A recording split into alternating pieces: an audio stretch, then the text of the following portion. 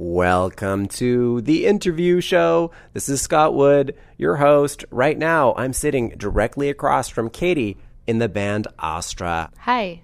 I heard that you're a little bit drugged up right now. I'm on some daytime cold medication, but I feel pretty normal for the most part. I'm a little bit sick, but otherwise it's good. That's not exciting. I'm hoping to trick you into revealing something that you wouldn't reveal to any other interviewer. Maybe if you combined the daytime cold medication with a few other different substances, but otherwise I think I'm going to be, pretty with it. Let me check to see what I have in my bag. Okay. Hi, my name's Katie. I'm in a band called Austra, and you're listening to the interview show with Scott Wood.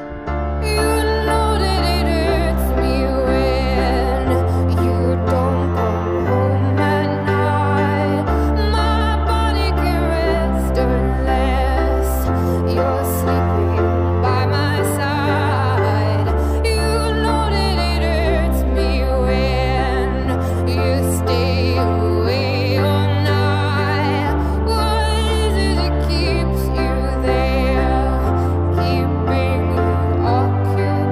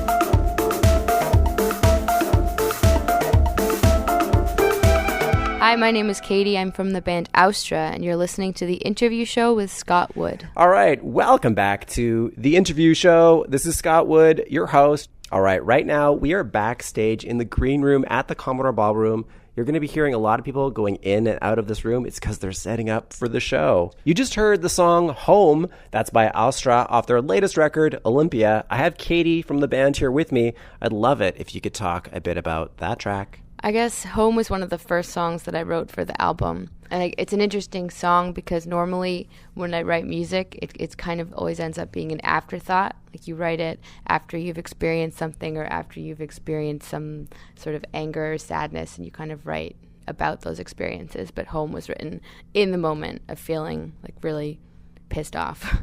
And so it's interesting to play that song because I kind of like relive those sentiments every time I sing it.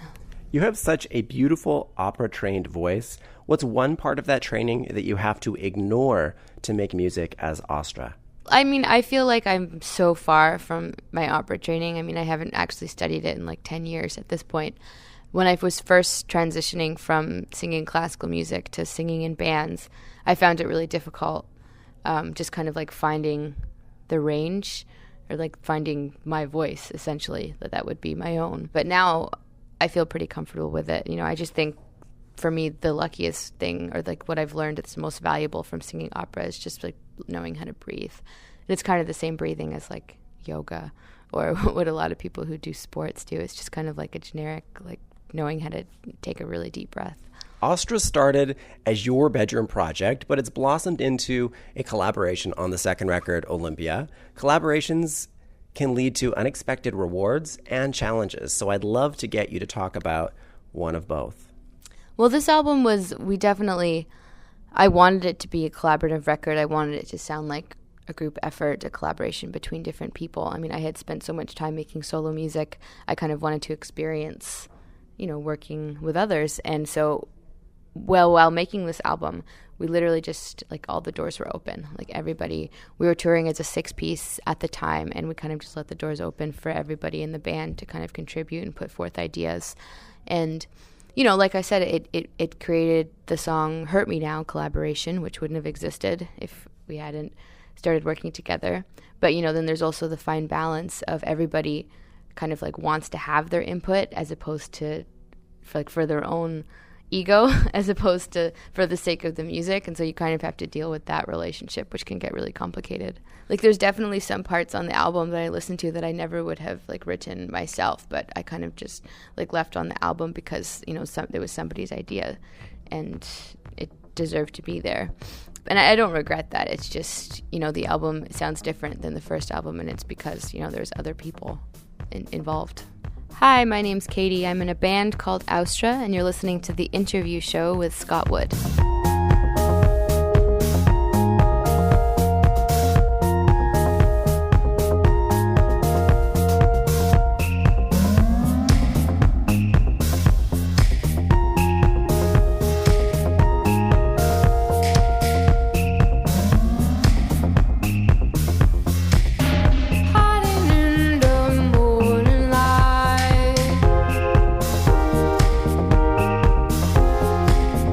You could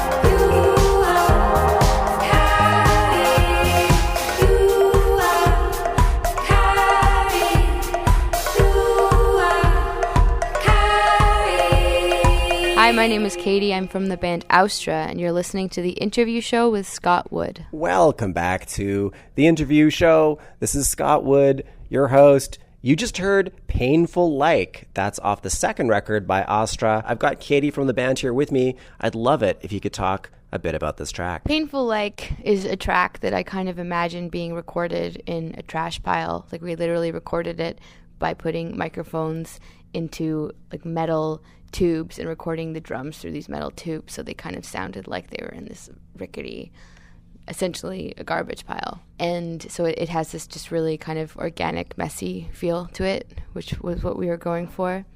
Lyrically, the lyrics were written by Sari, who was one of the backup singers in our band, and she kind of made the song based around the idea of growing up gay or different in a small town and kind of those experiences. You grew up gay in Toronto, a big city. Well, for me, it's more about relating to people that I've met along the way. Like, I don't particularly have that experience of growing up gay in a small town. You know, I feel fortunate that I happened to grow up in a huge metropolitan where I didn't realize homophobia existed until I turned like 19. But yeah, I've met a lot of people, and a lot of people that are very close to me that have had very different experiences.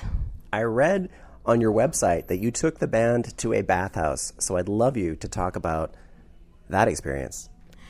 Yeah, we took the band, our first tour as a six-piece in Europe. We were in Munich, and we went to a co-ed bathhouse, and it's like a really old-school Turkish bathhouse where it's co-ed, men and women are completely nude. And so that was sort of like the first week that we were getting to know each other on the road. We just kind of bared our naked selves. And from then on, you know, I think our comfort level just became, we became much more comfortable around each other. So should all bands use this tactic as a team builder? Yeah, why not?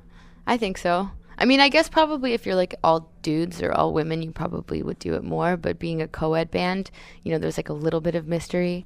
And so like being boys and girls that were just kind of bearing all, it did kind of like sort of put us all on the same level in a way. I would love to get you to talk about writing lyrics. You've gone on record saying that for Feel It Break to Olympia, you've gotten increasingly personal. Yeah, definitely. I mean, I used to just not care at all about lyrics. I released a solo record years and years ago called Join Us, and there's like literally gibberish on a lot of the songs. Like, there's just no lyrics at all. They were just of no importance to me. Feel It Break, like the lyrics didn't necessarily make sense, but I at least tried to have like real words everywhere.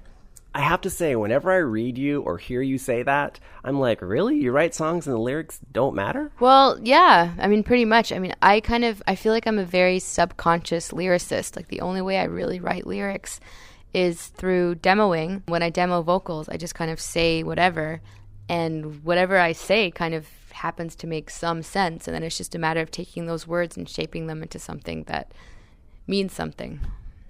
So now that you're performing songs for an audience that have a more personal meaning, can you talk about, as a performer, what that means to you, or how that feels, I guess? Well, I think my desire to write songs that were about real things, personal things, and had more of a narrative really comes from gaining so much experience as a performer. You know, like, we toured Feel a Break for over 2 years. I don't even know how many shows we played, like well over 300 shows. And I think I just kind of felt the desire to connect with the audience in a different way. I've performed cover songs in the past, like Joni Mitchell songs or Carole King songs, Roy Orbison, these songs where the lyrics and the songs are so intertwined. And I really like that relationship, and I really like, as a performer, being able to kind of communicate in that way. And so I wanted to be able to do that with my own songs. Hi, my name's Katie. I'm in a band called Austra, and you're listening to The Interview Show with Scott Wood.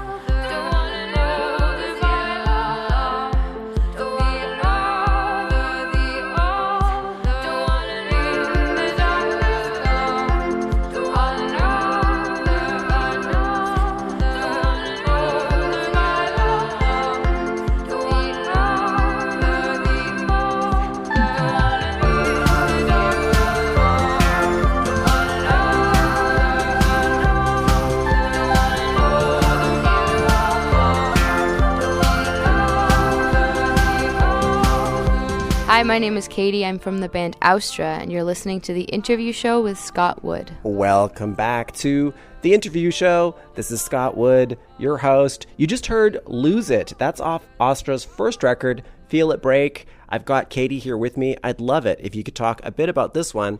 Wow, I haven't talked about the song Lose It in a long time. Yeah, I wrote that song so long ago, but it's interesting because I feel like it's also still kind of like the most relevant Austra song at all our shows. It's the song that people recognize the most, and I guess that kind of represents our band the most. We've started performing it in a really different way, like with really different production. I feel like because it's so old on the album, the production is, in my opinion, like pretty juvenile. So I'd love to release it again one day and sort of perform it as we've been doing it live. You said about Lose It that this song is the most difficult song to sing while sick. Oh yeah, it's definitely. I mean, it's just the range. It's so high, and just the vowels. Singing like "lose you." It's really not an easy vowel to sing. I'm a little bit sick right now, so I think performing it tonight will be interesting. But luckily, we have a really good sound engineer who knows how to turn up the reverb where necessary. So being on tour a lot means that you're sick a lot. What's a survival tactic for your voice? I've actually been really good at not getting sick this time around. I used to get sick like literally once a month on the road. It's really just, it's about getting sleep. Like as soon as I don't get sleep for a few days, my immune system just falls and then it happens. But I'm pretty good at faking it, I think. Like most of the time I've played shows where I literally cannot even utter a sentence and I've gotten away with it. So I think, it's probably really bad for my voice to do that. I just kind of like push it to the ultimate limits, but I've never canceled the show from being sick. And I will thank you for your fans. Well, yeah, sometimes I wonder, I'm like, is it better to cancel the show and come back and play in good health, or is it better to just play kind of a not so good show? But, maybe it doesn't mean it's not so good just because my voice isn't there. It doesn't mean the show isn't good. So you never know. You've said that you're addicted to life on the road. So what's a tip you'd offer a band who do not feel that way? You just got to keep on doing it. You have to make yourself addicted to it. Like if you do it enough, you just have to do it enough that being at home feels more uncomfortable than constantly moving. Like I'm most comfortable living out of my suitcase. When I have my whole closet at home, I feel overwhelmed. So when you're living life out of a suitcase, how do you find time for those personal relationships that yield such awesome songs? Well, my girlfriend tours with us, actually. She's our sound engineer, so that helps. I'm in a lucky position at the moment. That does sound very, very lucky. Yeah, I mean, we're trying to work it out so that all of our girlfriends and boyfriends can somehow come on the road with us. We've been like hiring them for various jobs for a long time. That sounds like an excellent tactic. I hope you guys are successful. Yeah, we've been pretty successful so far. So there's been a lot of talk recently about women being sexualized in music. What do you, as a queer identifying woman, have to say about it? I have a lot of different opinions, a lot of different perspectives on it. I mean, I suppose like there's one argument of like how a woman should present herself and what's acceptable. And I mean, my perspective on that is essentially, a woman can present herself however she wants. If she wants to present herself in a very like obviously sexual way, it's her choice, and every single person is allowed to kind of engage with the world sexually however they want, and nobody should really be judged for that. When you're talking about how other people sexualize women in the industry, I think that can be difficult. It's frustrating that women are seen as sex objects more than anything else, whether or not they choose to present themselves like that or not. Ultimately, they're going to be seen as a sex object, and you just have to work really, really hard, extra hard, I think, to kind of have people recognize you for your music more than anything else, or even more so to actually respect you for your music more than anything else. I think you have to really go the next level. At the end of the show, I get the guest to pick one of her own tracks and talk a bit about that track as I bring it up. So it's your choice. What would you like to play, Katie? I would like to play Hurt Me Now, which is the last song from the Olympia LP. Now, why would you like me to play this track? It's my favorite track on the record. Personally, I think it should have been a single, but the label was scared because it's a slower track. But everybody who listens to the record, their first impression is always that one song, Hurt Me Now. So we made a video for it, actually, and it'll come out in a few months. But I hope that it becomes the track that people remember from this album. Austra, Katie, thank you very much for being on my show. I appreciate your time.